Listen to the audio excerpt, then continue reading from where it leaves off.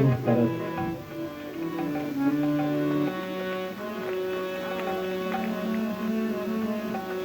ખૂબ સરસ, ધન્યવાદ. તો રસોડા સમિતિ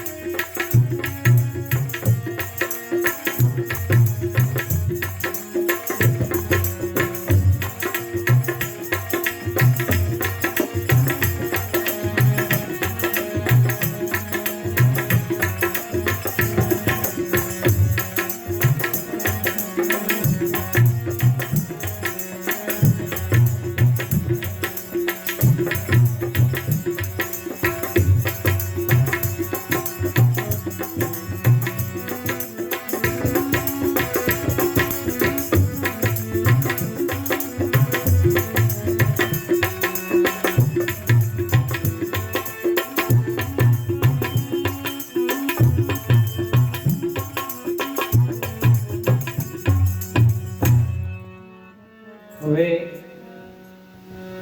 પોથી પૂજન બાદ આપણે આપણા જ પ્રવક્તા શ્રી સાંઈ શરણાનંદજીનું સ્વાગત કરવા માટે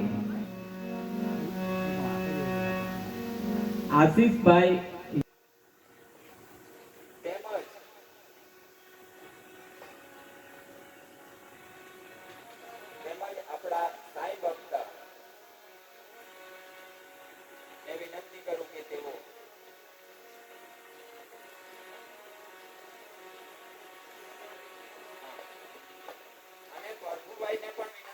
કે તેઓ પણ આવી શ્રી સાંઈ શરણાનંદજીનું ઉમળકાભેર સ્વાગત કરે એવી પ્રભુભાઈને પણ વિનંતી.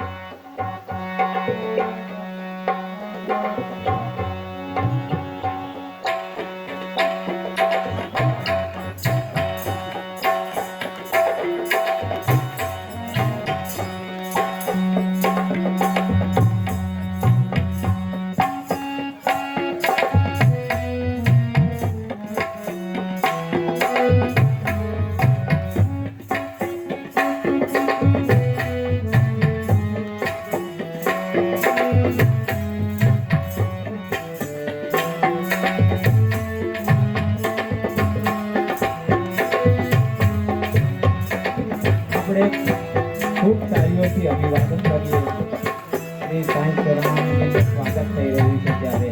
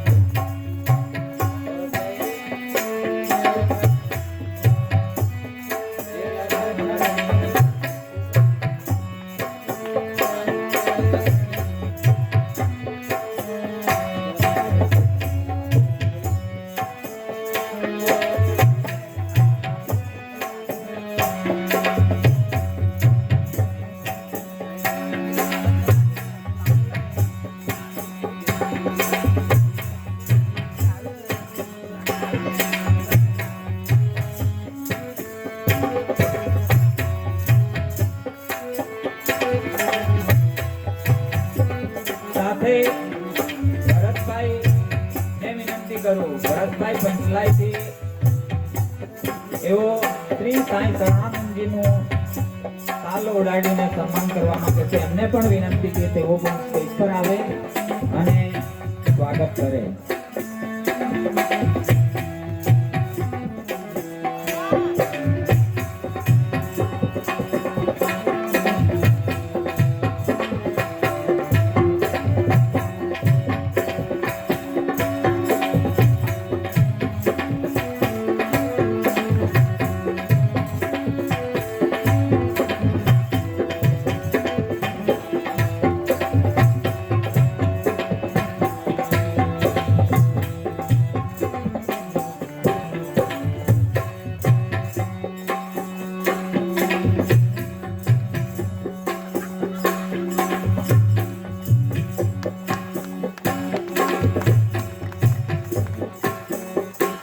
ખૂબ ખૂબ આભાર ભરતભાઈ.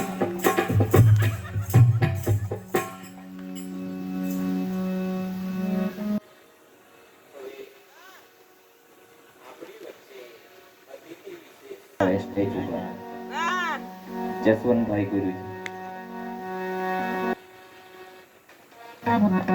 સાથે શ્રી ભરતભાઈ એકલારા વાળાને પણ વિનંતી કે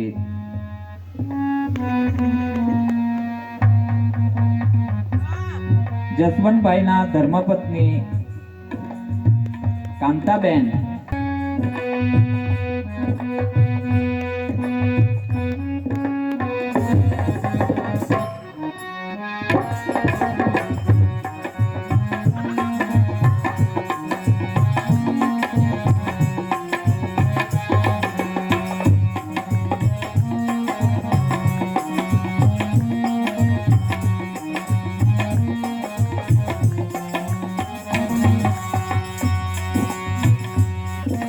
શ્રી ભરતભાઈ એકલારા વાળા તેઓ પણ અહીં સ્ટેજ પાસે આવે, તેમનું પણ ઝડપભેર આપણે સ્વાગત કરી લઈએ. શ્રી ભરતભાઈ.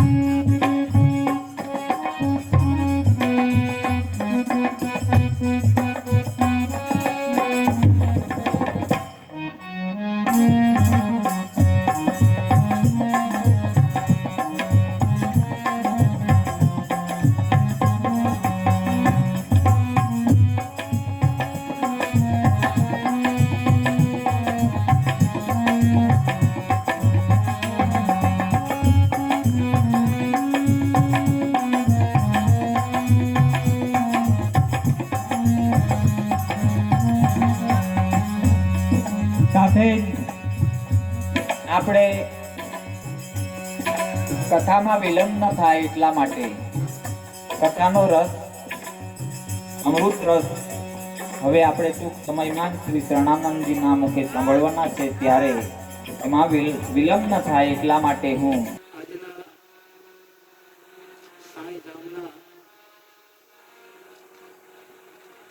ચોથા દિવસે સાંઈ સત્ચરિત્રનું કથાનું રસપાન કરવા માટે આપણે સૌ બધા ભાગ્યવાન લોકો અહીંયા ભેગા થયા છે. કથાકાર પણ આપણા ઘરના જ, પોતાના જ આત્મીય, એટલે બધાને એવું લાગે કે આ તો આપણા છે, એટલે મોડે મોડે જઈએ તો ભી ચાલે ને વચ્ચેથી ઉઠી જઈએ તો ભી ચાલે, કોઈ કહેવાનો નથી ભાઈઓ. પણ આપણા કથાકાર એવા છે, આપણી કથા એવી છે, આધ્યાત્મિક લાભાર્થી છે.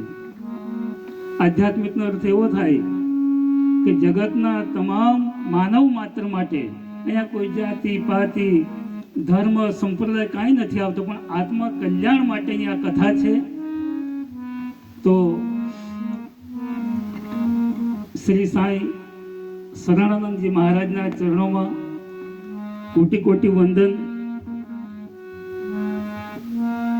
ભગવાન સાંઈનાથ એમ કહેવાય છે કે સમસ્ત બ્રહ્માંડના માલિક છે. યદા યદા હિ ધર્મસ્ય ગ્લાનિર્ભવતુ ભારત. આપણા શાસ્ત્રો અનેક છે, પણ ગીતામાં ભગવાને એમ કીધું કે જ્યારે જરૂર પડે ત્યારે હું અવતાર લઉં, તે બી કેવા લઉં, ગમે તેવા અવતાર લઉં. એટલા માટે તુલસીદાસ મહારાજે પણ રામાયણમાં લખ્યો કે સિયા રામમય સબ જગ જાને. આપણી દ્રષ્ટિ એવી પવિત્ર બની જાય કે આપણી દ્રષ્ટિમાં બધું ભગવાન ભગવાન ભગવાન જ દેખાય. આપણી દ્રષ્ટિમાં કરુણા આવી જાય, દયા, માયા. આજે ચોથો દિવસ હું અહીંયા આવી નહીં શક્યો, શરીર લઈને તો આજે આવ્યો, પણ અહીંયા જ હતો, મન બધું અહીંયા જ હતું. પણ સંજોગ એવા કહેવાય ને કે જે બાબાની ઈચ્છા હોય તે જ અહીંયા પગલાં પાડી શકે. તો આજે સદભાગ્ય કે આજે આવી પહોંચ્યા કથા મંડપમાં. નહીં તો એમ કહેવાય છે અનેક જન્મના પુણ્યો ભેગા થાય તો જ એની યાત્રા થાય, કથા એ સાંભળી શકે. નહીં તો અમેરિકાથી જયંતિભાઈ જેવા જ એક ડાયાભાઈ હતા ભેંસદરાના, આવેલા કથામાં. 12 વાગે મોડે મોડે કથા શરૂ થવાની સુથારપાડામાં. એવો ફોન આવી ગયો કે તરત નીકળી ગયા, પછી કથા સાંભળી જ શક્યા. તેમ કહેવાય છે 7 જન્મના પુણ્યો ભેગા થાય તો ઘરથી કથામાં જવાનો વિચાર આવે. બીજા 7 જન્મના પુણ્યો એના જમા હોય, પુણ્ય તપે, કથા મંડપમાં જઈને બેસે, અને બીજા 7 જન્મના પુણ્ય જો હોય એના, એ કથા સાંભળી શકે.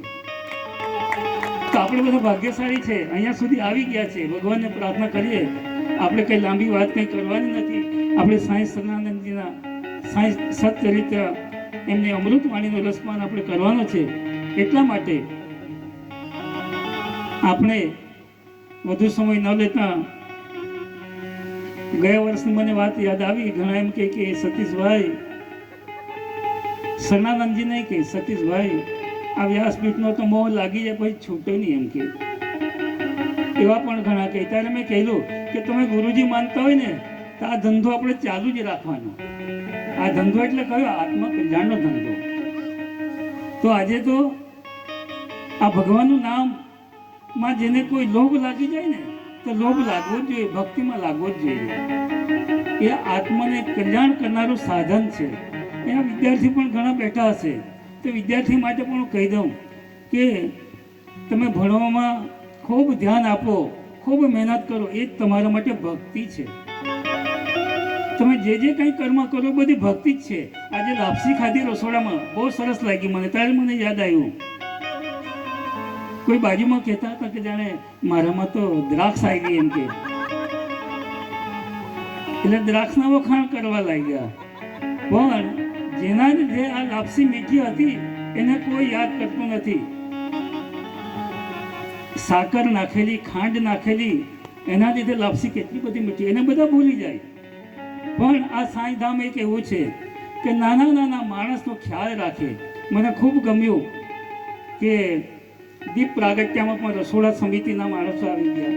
તો નાના નાના માણસની જ્યારે આપણે કાળજી રાખીએ, એવું સાંઈધામ અને સાંઈ બાબા બધાની કાળજી રાખે. સાંઈ સત્ચરિત્રમાં તો કીધું છે કે ભાઈઓ, તમે શિરડી આવવાની ઈચ્છા કરો ને તમે ન આવી શકો, ઘણી વખત પૈસા પણ ન હોય, કાંઈ વાંધો નહીં, તમે ખરા હૃદયથી મને યાદ કરશો ને, 7 સમુદ્ર પાર અમેરિકાથી પણ અહીંયા આવીને હાજર થઈ જઈશું.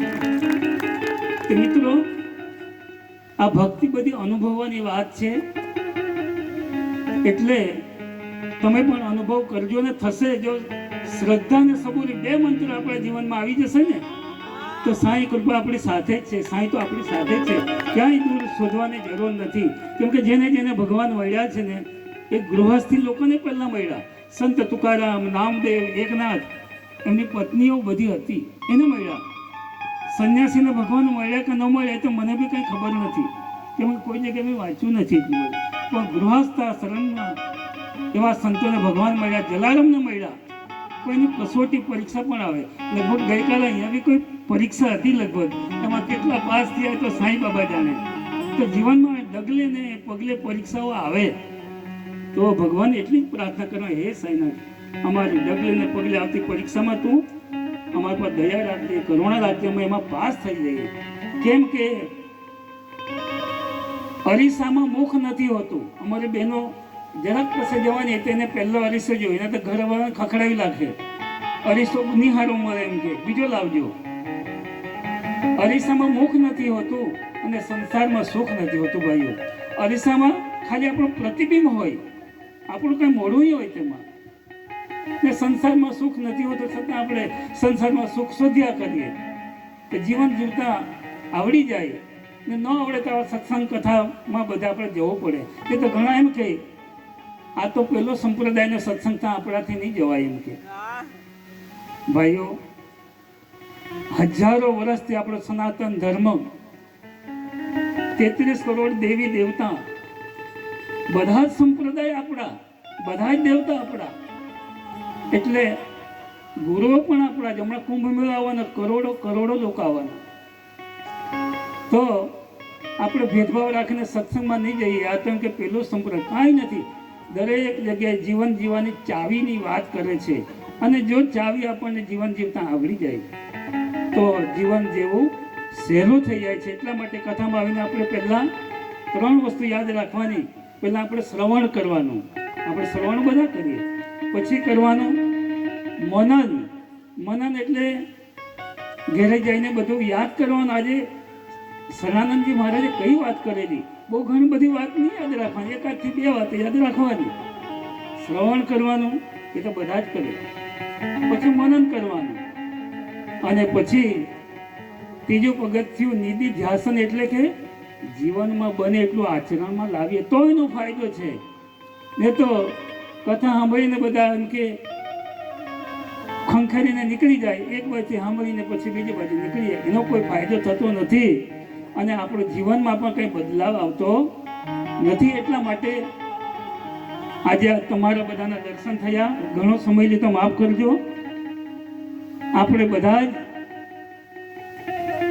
પરમાત્મા ત્યાંથી આવેલા છે અને ત્યાં એક દિવસ જવાનું ને જવાનું છે. પણ આયા હેસો જાયેગા રાજા રંગ ફકીર.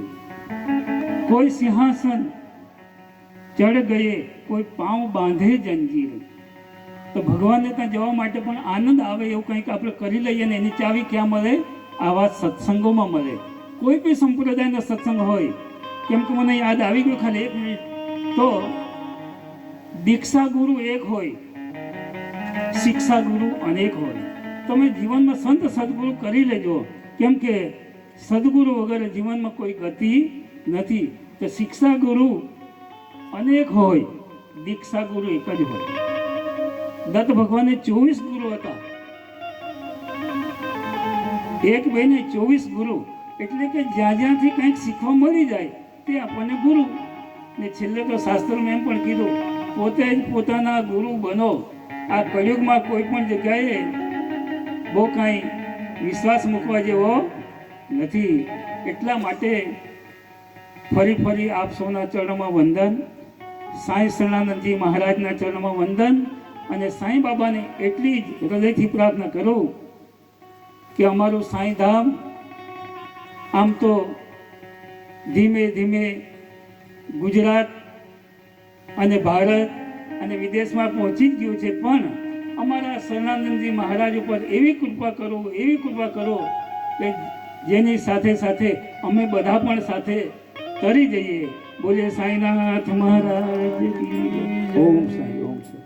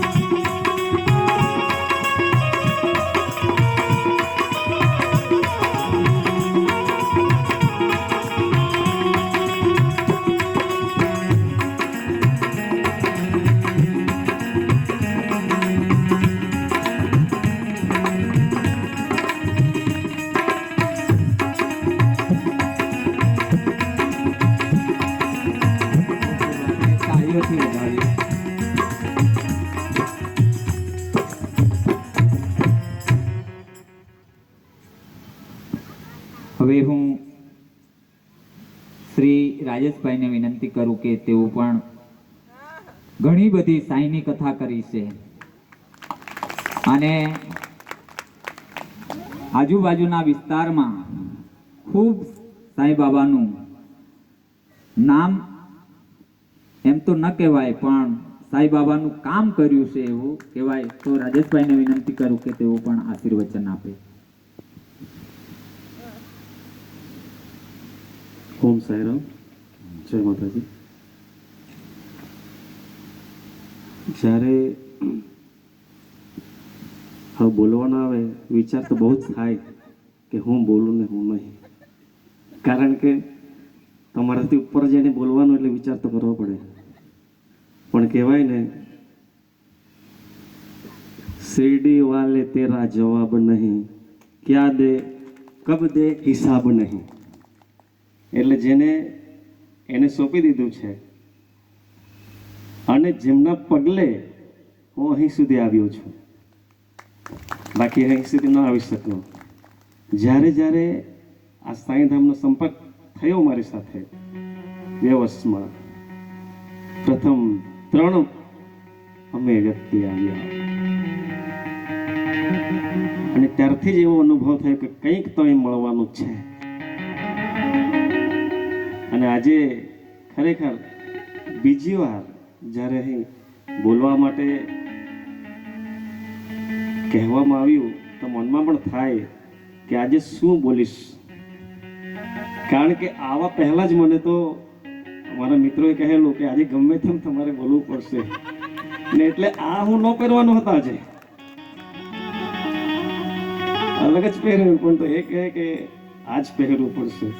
અને બાબાની પણ ઈચ્છા છે કે જે સાંઈ કથા તે કરી છે તે જ તારે પહેરવાની, કારણ કે જ્યારે જ્યારે હું સાંઈ કથા કરવા માટે નીકળું છું, પહેલાં સાંઈને પૂછીને કે જવાનું છે તો કેમ. એક દિવસ ઉતાવળમાં નીકળી ગયો